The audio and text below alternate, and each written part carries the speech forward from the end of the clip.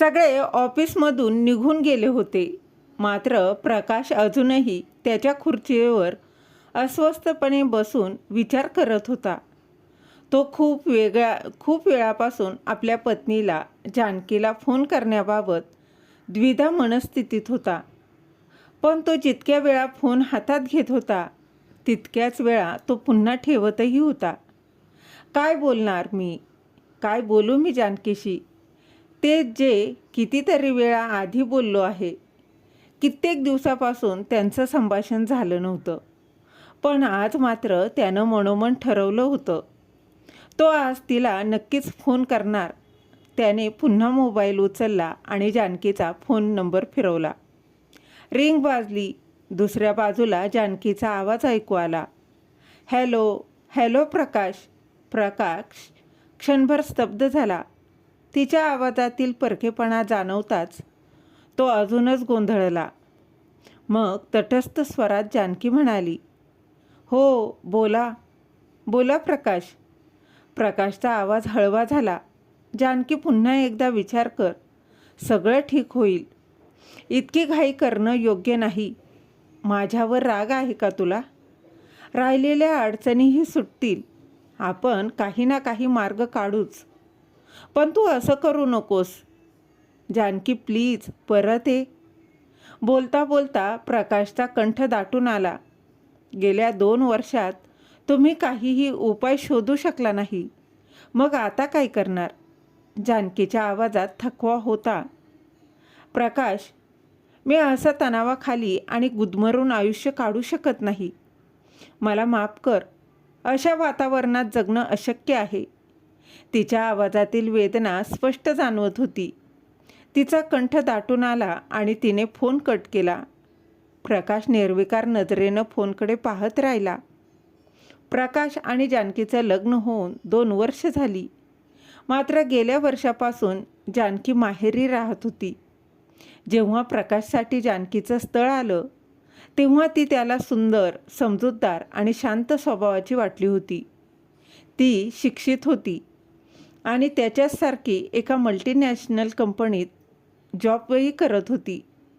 लग्नाबद्दल बोलणी सुरू असताना प्रकाशने तिला अगदी स्पष्ट सांगितलं होतं, आजकालच्या या स्वतंत्र विचाराच्या मुलींना सासरी राहणं कठीण जातं. पण मी माझ्या आईवडिलांचा एकुलता एक मुलगा आहे. ताईचं लग्न खूप वर्षापूर्वी झालंय. त्यामुळे मी कधीच त्यांच्यापासून वेगळा होऊ शकणार नाही. तू त्यांच्यासोबत राहू शकशील का? तेव्हा जानकी आत्मविश्वासाने म्हणाली होती, मला त्यात काहीच अडचण नाही. उलट आईबाबांबरोबर राहणं सोयीचं असेल. त्यांच्याकडून मदतच मिळेल. प्रकाशने पुन्हा विचारून खात्रीही केली. माझ्या आईवडिलांसोबत राहणं म्हणजे थोडंसं ॲडजस्ट करावं लागेल. त्यांची विचारसरणी थोडी वेगळी आहे. ते तर एकटं राहत असतानाही करावं लागतं ना. जानकी अगदी सहज म्हणाली. तिच्या उत्तरानं प्रकाश भारावून गेला. पण तो हे सांगू शकला नाही की त्याची आई शिक्षित असूनही खूप पारंपरिक विचारांची आहे. तो हे बोलायचं टाळलं त्यानं. त्याला वाटलं अशा छोट्या छोट्या गोष्टी सांगायचीही गरज नाही. आणि मग धूमधडाक्यात त्यांचं लग्न पार पडलं. स्वच्छ विचार आणि पावन भावना घेऊन जानकी प्रकाशसोबत ते प्रकाशच्या आयुष्यात आली. सुरुवातीचे काही महिने अगदी सुरळीत गेले. पण प्रकाशच्या आईचा मूड सतत काही ना काही कारणांमुळे बिघडलेला दिसत होता. तरीही प्रकाशला वाटत होतं की हळूहळू सगळं काही ठीक होईल. किती प्रेम करत होती जानकी त्याच्यावर आणि तोही तिच्यावर. पण घरातील सततच्या संघर्षात, तणावाने भरलेल्या नातेसंबंधांच्या ओढताणातील त्यांच्या प्रेमाचाही झराही हळूहळू आता आटत गेला आणि त्यांना त्यांचा साधा अंदाजही आला नाही. जानकी एका मोठ्या कंपनीत उच्च पदावर कार्यरत होती. पण आईला मात्र या सगळ्याचा विसर पडला होता. ती जानकीकडून घरगुती सून जशी असते तशाच अपेक्षा ठेवू लागली. जानकी आपल्या वेळेनुसार शक्य तितकी मदतही करायची, स्वयंपाकघरातही काम करायची. पण आईला मात्र फक्त शेजारच्या सुनाच दिसत होत्या, ज्या सकाळच्या चहापासून अगदी रात्रीच्या जेवणापर्यंत आपल्या सासूच्या हातावर आणून ठेवत होत्या आणि त्यामुळे सासू नेहमीच बोलायची आणि वेगवेगळे पदार्थही बनवत होत्या. आणि एक आमची सून आहे जिला नोकरीच्या नादात हे काहीच करता येत नाही. सकाळी घरातून निघून जाते आणि संध्याकाळी घरात घुसते. आईच्या या तक्रारींना आता अंतच नव्हता. हे ऐकून प्रकाश आईला समजावत म्हणाला, आई, तू छोट्या छोट्या गोष्टींवर इतकं लक्ष देणं सोड. आपण पूर्ण वेळ मेड ठेवूया. आता तुझ्याही हातून काम होत नाही आणि जानकीही ऑफिसमधून थकून येते. आपण पैसे कमवतो ते सुखासाठी, मग ही सुविधा का नाही वापरायची? पण आईने या गोष्टीला वेगळंच वळण दिलं. हो, आता बायको आली म्हणून तुला दिसतंय की आईला काम होत नाही, पण तू आधीही कमवत होतास की, तेव्हा तुला कधी आईचा त्रास जाणवला नाही. आणि आता तुझ्या बायकोला काम करावं लागतं म्हणून तुला घरातली कामं मोठी वाटत आहेत. लोक बरोबरच म्हणतात, लग्नानंतर मुलगा बदलतो. आजवर फक्त ऐकलं होतं, आता बघायलाही मिळतंय. आईचा हेका पाहून प्रकाश गोंधळला. त्याने आईला गप्प करावं की आत जाऊन तिच्या बोलण्यानं व्यथित झालेल्या जानकीचं सांत्वन करावं हेच त्याला काही केल्या कळेना. सुट्टीच्या दिवशी जानकी थोडं उशिरा उठली तरी आईला तेही खटकायचं. तिला आपल्या सुनेच्या आनंदापेक्षा शेजाऱ्यांच्या घरात चाललेल्या गोष्टी जास्त महत्त्वाच्या वाटत होत्या. शेजारच्या सगळ्या सुना व्रत उपवास करतात आणि एक आमची सुनबाई आहे, वटपौर्णिमेला सुद्धा जात नाही. नवऱ्याच्या दीर्घ आयुष्यासाठी एक दिवससुद्धा तिला उपाशी राहू शकत नाही. तेव्हा प्रकाश म्हणाला, आई, एक दिवस उपाशी राहिल्यानं नवऱ्याचं आयुष्य वाढत नाही. जर नवऱ्याबरोबर रोज वाद होत असतील, तणाव असेल, तर अशा नात्याचा काय उपयोग? आणि मग वटपौर्णिमेला 7 जन्म हाच नवरा मिळावा म्हणून फेरे मारायचे? मला हे सगळं तर्कहीन वाटतं. आता श्रद्धेपेक्षा हे उपवास फक्त दिखावा आणि हौसेचा भाग झाले आहेत. आईचा चेहरा काळवंडला. हो, मी वर्षापूर्वी तुझ्या बाबांसाठी उपवास करते, अगदी वर्षानुवर्ष करते. मी जुन्या चालीचीही आहे. तेव्हा प्रकाश अगदी शांतपणे म्हणाला, आई, तुझी श्रद्धा तुझ्या जागी योग्यच आहे, पण तुझे विचार तू दुसऱ्यांवर लादू शकत नाहीस. आईच्या जुनाट विचारांवर आणि निराधार तर्कांवर प्रकाशने वारंवार जानकीचा पक्ष घेतल्यामुळे त्याचे आईवडिलांशी संबंध ताणले जाऊ लागले होते. आज त्याला उमजत होतं की त्याचे वडील चंद्रकांतराव त्याची आई सरिताताईंसमोर नेहमी गप्प का राहत होते. सरिताताई स्वतःचं म्हणणं खरं करून मोकळ्या होत आणि दुसऱ्याचं ऐकून घेण्याचा त्यांना अजिबातच ध्यास नसायचा. सुट्टीच्या दिवशी बाहेर जाण्याचा विचार जरी काढला तरी त्या टोमणे मारायला काही चुकत नसत. रोज नोकरीच्या नावाखाली घरातून गायब राहतेस आणि सुट्टीच्या दिवशी पिक्चर बाहेर भटकणं, महाराणीला काही वेळच नाही घरासाठी. हे ऐकून जानकीचा मूड लगेचच खराब होत असे आणि मग ती कुठेच जात नसे. प्रकाशने अनेकदा आईला समजवण्याचा प्रयत्नही केला. आई, जानकीची तुलना दुसऱ्यांबरोबर करणं बंद कर. तुझ्या अपेक्षांच्या मोजपट्टीवर तिला तोलायचंही सोड आणि तिच्या योग्यतेनुसार तिच्या कामाची किंमतही कर. तूच बघ, तक्रार करायला काहीच उरणार नाही.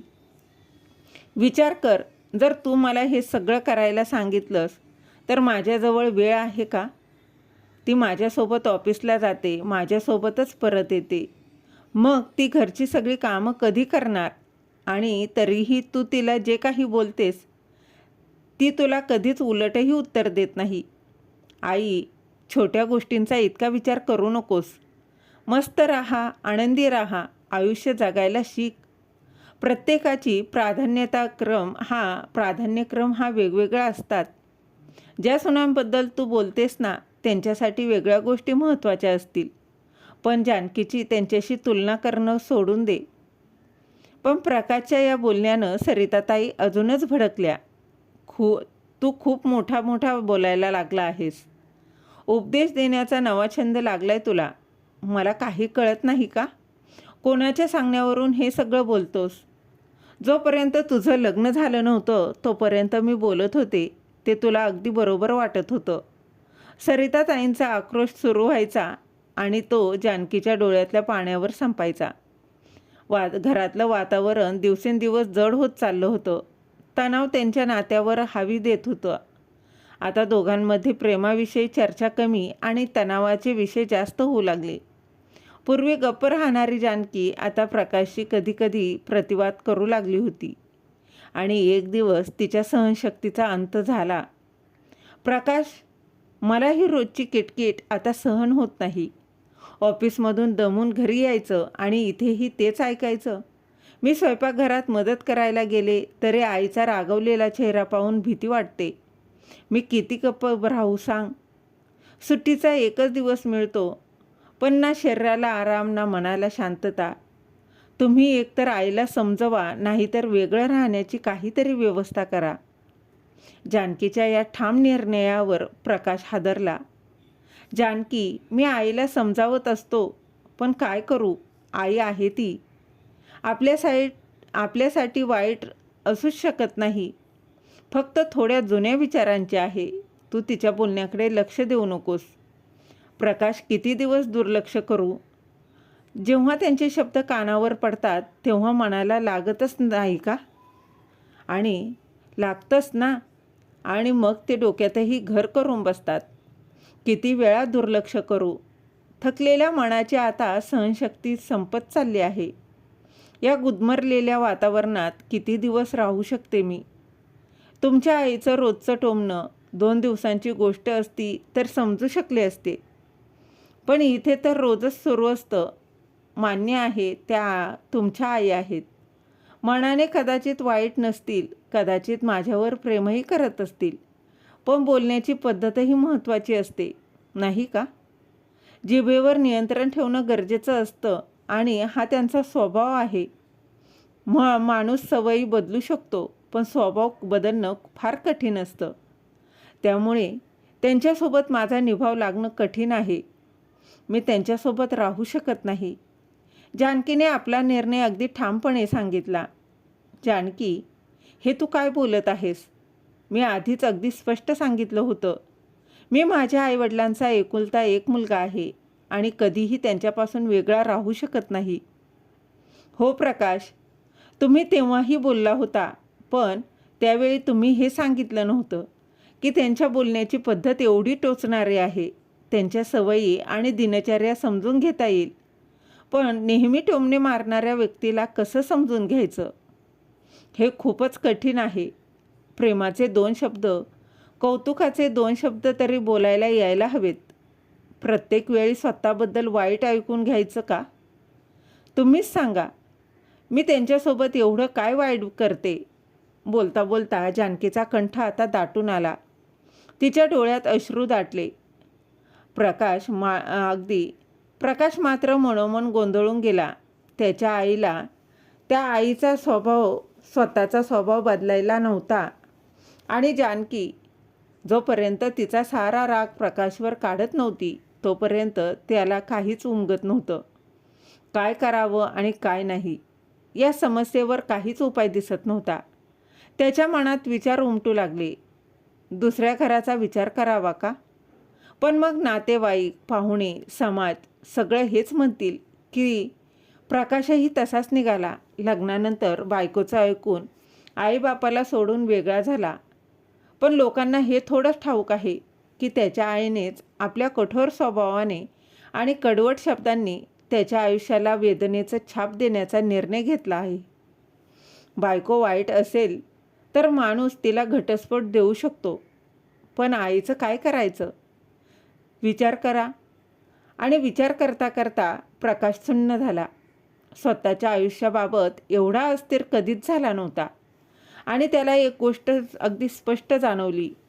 नातं टिकवण्यासाठी फक्त एकानेच प्रयत्न करणं उपयोगाचं नसतं. नातं निभावलं जातं ते दोन्हीकडून केलेल्या समंजस्याच्या गोष्टीतून. आणि अखेर एका दिवसाच्या वादानंतर जानकी रागाने घर सोडून माहेरी निघून गेली. प्रकाश जेव्हा ऑफिसमधून घरी आला तेव्हा त्याला समजलं की जानकी माहेरी गेली आहे. त्याने ताबडतोब तिला फोनही केला. जानकीने ठामपणे सांगितलं, जर तुम्हाला माझ्याबरोबर आयुष्य घालवायचं असेल तर वेगळं राहण्याची व्यवस्था करा. मी तुमच्या आईबाबांबरोबर राहू शकत नाही. प्रकाशनं तिला समजवण्याचा खूप प्रयत्न केला, पण जानकी आपल्या निर्णयावर ठाम होती. वेगळं झाल्याशिवाय मी परत येणार नाही, ती अगदी ठासून म्हणाली. आणि त्या घटनेला आता जवळपास वर्षभर झालं होतं. आता तर जानकी थेट म्हणू लागली होती, जर तुला हे एवढं कठीण वाटत असेल तर तू तुझा मार्ग निवडू शकतोस. हे ऐकून प्रकाश सुन्न झाला. एवढ्या छोट्या छोट्या गोष्टीवरून जानकी इतका मोठा निर्णय कसा काय घेऊ शकते? काही दिवस त्याने रागाच्या भरात तिला फोनही केला नाही. आज मात्र खूप दिवसांनी मन शांत झाल्यावर त्यानं पुन्हा तिला समजवण्याचा प्रयत्न केला. पण जानकीचा प्रश्न तोच होता. त्यांच्या वैवाहिक आयुष्यातल्या या छोट्या छोट्या गोष्टींनी एवढ्या मोठ्या अडचणी निर्माण केल्या होत्या की प्रकाशला या समस्येचं कोणतंच समाधान सापडत नव्हतं. ऑफिसच्या बाहेर पडताना तो विचारात गुरफटला होता. हे वैवाहिक नातं कसं वाचवायचं? आणि त्याचं घर जाण्याचं मनच काही केल्या होत नव्हतं. शेवटी त्यानं विचार केला आणि आपल्या मित्राकडे म्हणजे शरदकडे गेला. शरदला प्रकाशचं टेन्शन व्यवस्थित समजत होतं. चहा कप टेबलावर ठेवत तो म्हणाला, म्हणजे जानकी वहिनी वेगळं राहिल्याशिवाय परत यायला तयारच नाहीत. प्रकाश उदास स्वरात म्हणाला, ती परत यावी असं मलाही वाटतं, पण कसं शक्य आहे? माझी आई काहीही समजून घ्यायला तयारच नाही. तिच्या टोमण्यांमुळे, तिच्या स्वभावामुळे जानकी निघून गेली आणि तीच परिस्थिती तिला पुन्हा इथे येऊन भोगावी लागेल.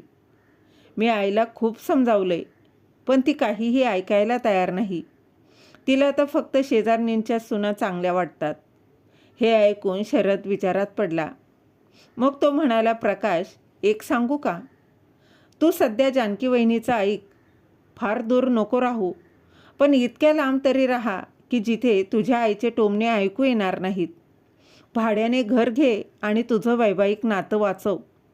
जेव्हा तू आणि जानकी वहिनी एकत्र राहाल तेव्हा प्रेम आणि आकर्षणाच्या बळावर तुम्ही सर्व समस्यांवर उपायही शोधू शकाल. पण जर तू लांब राहिलास तर ही समस्या अधिकच गुंतागुंतीची होईल आणि तुमच्या नात्यात कटुताही निर्माण होईल. शरद, लोक काय बोलतील आणि आईबाबा दुःखी होतील ते वेगळंच. हे ऐकताच शरद अस्वस्थ झाला. तो म्हणाला, तूही हेच बोलायला लागलास? तुला खरंच सगळ्यांची काळजी आहे की फक्त तुझा संसार वाचवायचा आहे? आधी पहिली पायरी तरी चढ, मग पुढच्या पायऱ्यांचा विचार करू.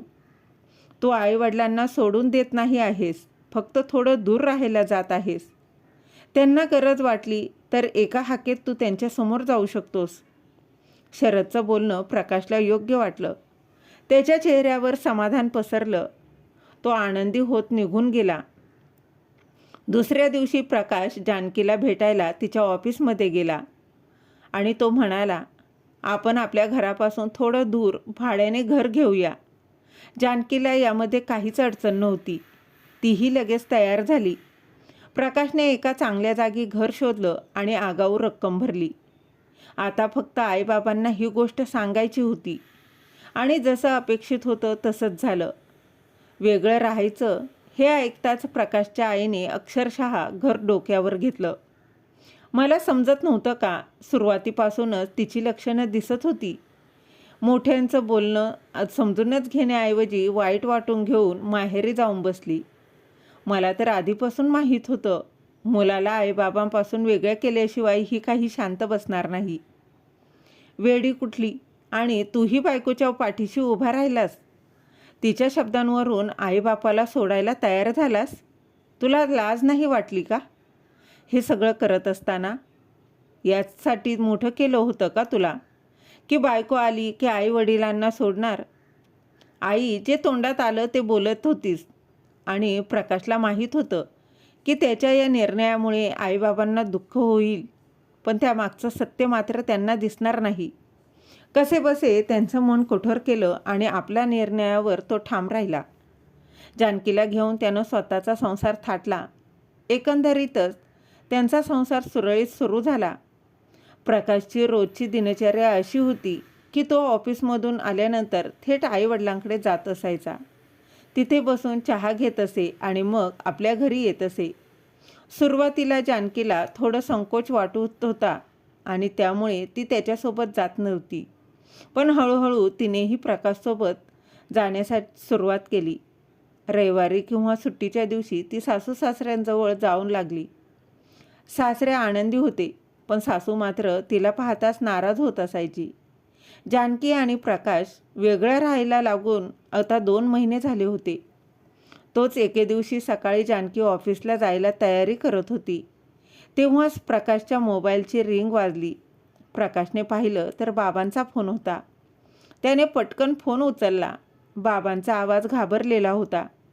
ते म्हणाले, प्रकाश बाळा, तुझी आई पडली आहे. तुम्ही दोघं पटकन घरी या. बाबा, आम्ही लगेच आलो. असं म्हणून प्रकाशने फोन कट केला आणि जानकीला ही गोष्ट सांगितली. दोघंही घाबरून आईच्या घरी धावले आणि तिला तात्काळ रुग्णालयात घेऊन गेले. रुग्णालयात एक्सरे काढल्यावर कळलं की पायावर पडल्यामुळे आईचा पाय फ्रॅक्चर झाला आहे. त्यामुळे तिच्या पायाला 2 महिन्यांसाठी प्लॅस्टर करण्यात आलं. डॉक्टरांनी पूर्ण आराम करण्याचा सल्लाही दिला. एवढंच नव्हे तर बाथरूममध्ये जाण्यासाठीही तिला व्हीलचेअरवर वापरावी लागणार होती. प्लॅस्टर झाल्यानंतर प्रकाश आणि जानकी आईला घरी घेऊन आले. तेव्हा खूप उशीर झाला होता. दोघंही आता दमून गेले होते. पण तरीसुद्धा जानकीने कसंबसं सर्वांसाठी जेवण बनवलं. त्या रात्री दोघं तिथेच थांबले. रात्री प्रकाश आणि जानकी विचारात पडले. आता पुढे काय करावं? प्रकाश म्हणाला, बाबांना आईची पूर्ण काळजी घेणं शक्य नाही आणि मीही इतकी मोठी सुट्टी घेऊ शकत नाही. उद्यापासून माझं प्रेझेंटेशन सुरू आहे. गेले कित्येक दिवस मी याची तयारी करतोय. जर आता सुट्टी घेतली तर माझ्या मेहनतीचं सगळं काही फेल होईल. माझ्या मेहनतीवर पाणी फिरेल. प्रकाशच्या चेहऱ्यावरची चिंता पाहून जानकी म्हणाली, प्रकाश, असं करूया का? माझ्या भरपूर सुट्ट्या शिल्लक आहेत. मी उद्यापासून 20 दिवसांची सुट्टी घेते. तोपर्यंत तुझं प्रेझेंटेशन संपेल. मग तू सुट्टी घे आणि त्यानंतर ताईंना विचारा. त्या आठवड्याभरासाठी आल्या मी पुन्हा सुट्टी घेण्याचा प्रयत्न करेन. हे ऐकून प्रकाश आश्चर्यचकित झाला. जानकीच्या चेहऱ्यावर आईसाठीची चिंता अगदी स्पष्ट दिसत होती. तो विचार करू लागला, आई जानकीबद्दल कितीही वाईट वागली, कितीही वाईट बोलली असली तरीही आज जानकी तिच्यासाठी उभी राहिली. पण आई तिला का समजून घेत नाही? काय झालं? काय झालं? प्रकाश, काय विचार करता आहात? ठीक आहे जानकी, पण तुला सुट्टी मिळेल ना? हो मिळेल. गरजेच्या वेळी सुट्टी उपयोगी पडली पाहिजे, नाही का? जानकीच्या या उत्तरानं प्रकाश निश्चिंत झाला आणि तो झोपी गेला. पुढचे 20 दिवस जानकीने पूर्ण मन लावून सासूबाईंची काळजी घेतली. ती स्वतःच्या शारीरिक आणि मानसिक थकव्याची फिकीर न करता आईच्या प्रत्येक गोष्टीची जबाबदारी घेत होती. तिची ही सेवा पाहून सासूबाईंचं मन हळूहळू पिघळायला लागलं. पण त्यांच्या मनात सुनेच्या प्रेमापेक्षा तिचं कर्तव्य जास्त दिसत होतं. 20 दिवसानंतर जानकी ऑफिसला जायला लागली आणि प्रकाशने सुट्टी घेतली. मग आठवड्याभरासाठी ताईलाही बोलवलं. ताई आल्यावर जानकीने पुन्हा सुट्टी घेतली आणि सासूबाईंची सेवा सुरूच ठेवली. जानकीने मनातील सगळा राग बाजूला ठेवून आपल्या जबाबदाऱ्या पार पाडल्या. हळूहळू आई पूर्णपणे बरी झाली.